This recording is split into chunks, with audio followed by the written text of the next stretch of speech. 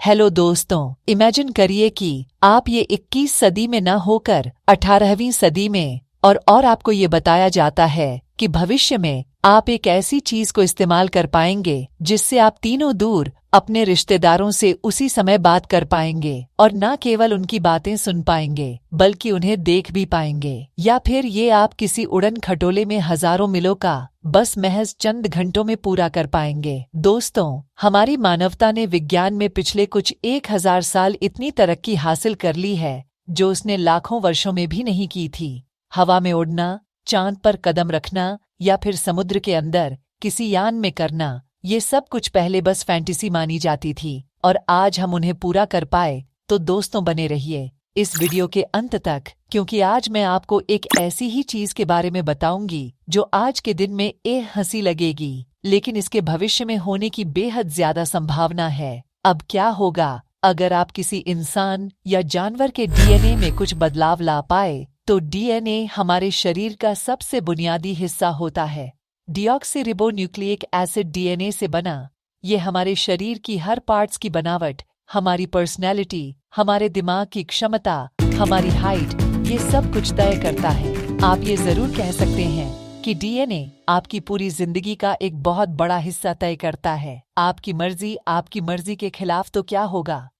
अगर हम किसी दिन अपने शरीर के इसी अहम हिस्से में अपनी मर्जी के मुताबिक फेरबदल कर पाए तो विज्ञान की माने तो ऐसा मुमकिन है और महज कुछ ही सालों की बात है जब डॉक्टर ऑपरेशन यानी में फेरबदल कर पाएंगे। दूसरे शब्दों में कहा जाए तो आप अपनी तकदीर कुछ अपने हाथों से लिख पाएंगे। इस टेक्नोलॉजी को क्रिस्पर नाम दिया गया है, जिसका फुल फॉर्म है clustered regularly interspaced short palindromic repeats. इस सब की शुरुआत हुई थी सन 1987 में हुए एक ऑब्जर्वेशन में, जब कुछ जापानीज साइंटिस्ट डीएनए के संबंध में कुछ अजीब सा पाया। ये लोग एक अजीब सी डीएनए के सीक्वेंस को पाने में सफल हो चुके थे जो कि किसी बैक्टीरिया के अंदर थी। दिलचस्प बात तो ये है कि ये सीक्वेंस बाकी सभी डीएनए जैसी नहीं थी बल्कि कुछ अलग सी थी, एक ऐसी सी सीक्वेंस जिसे ना किसी ने आज तक देखा या सुना हो। ये पैलिंड्रोमिक यानी विलोम पर मतलब ये कि जब इन्हें किसी भी तरीके से देखा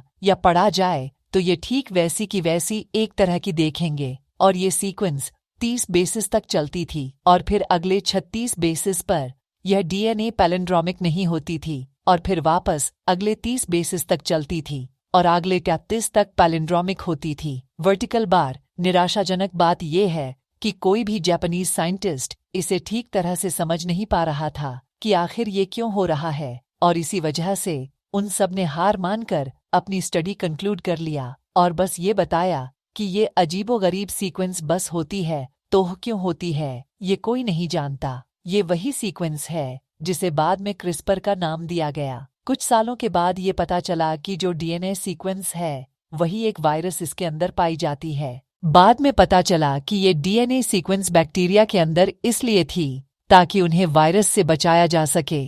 और फिर कुछ सालों बाद क्रिस्पर पर हजारों एक्सपेरिमेंट्स किए गए और ये पता चला कि हम इसे अपने हिसाब से प्रोग्राम कर सकते हैं। और फिर क्या था, इसकी असली दुनिया में हो सकने वाली एप्लीकेशन, इन पर काम शुरू हो गया और इन्हीं में से एक थी जी ऑपरेशन, जिसके बारे में आप अब तक ऑलरेडी जान चुके। हाल ही में सन 2013 में फंग जंग और जॉर्ज चर्च में सफलतापूर्वक तरीके से क्रिस्पर को आजमाया कई सारे मैमल्स पर और इनके डीएनए को काफी हद तक एडिट भी कर पाए और इसी के साथ जन्म हुआ अनगिनत पॉसिबिलिटीज। इस क्रिस्पर टेक्नोलॉजी का इस्तेमाल ऑलरेडी हो चुका है। कुछ चूहों और बंदरों पर वो क्रिस्पर की मदद से डीएनए निकाल सकते हैं, एक एचआईवी वायरस का जो कि इन्फेक्टेड ह्यूमन से इसमें पाया जाता है। लेकिन ऐसे प्रयोग बहुत सारे एथिकल यानी नैतिक मुद्दे भी उठाते हैं, जैसे कि क्या इसका प्रयोग सही रहेगा।